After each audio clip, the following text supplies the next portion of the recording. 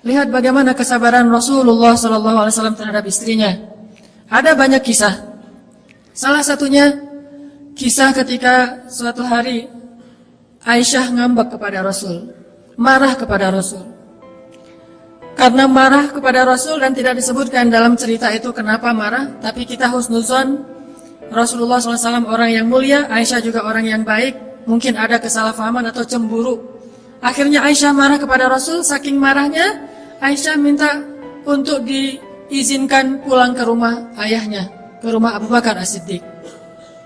Dia ingin mengadukan masalahnya kepada ayahnya, yaitu Abu Bakar As-Siddiq. Kemudian Nabi mengatakan, ya Aisyah, kalau gitu saya temani malam-malam. Akhirnya Rasulullah menemani Aisyah, mengantarkan Aisyah ke rumah Abu Bakar. Sampai di rumah Abu Bakar, Rasulullah, Aisyah, Abu Bakar duduk dalam satu ruangan. Kemudian Abu Bakar bertanya, ada apa ya Rasulullah, ada apa ya Aisyah, apa yang bisa saya bantu? Aisyah dan Rasulullah diam, kemudian Rasulullah bertanya kepada Aisyah, ya Aisyah, boleh saya ngomong lebih dulu?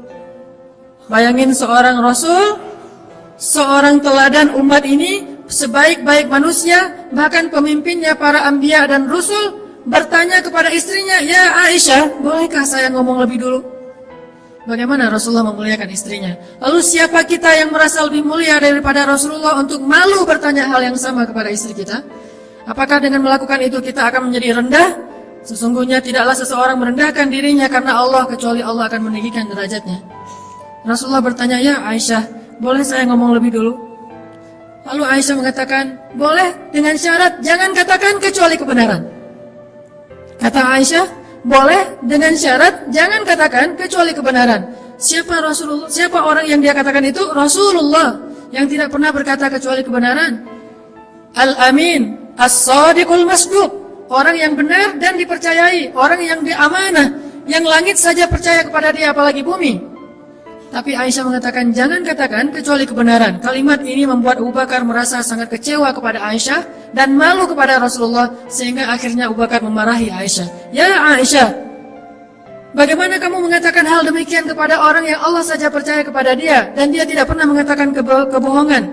Apakah kamu berpikir Rasulullah akan berbohong?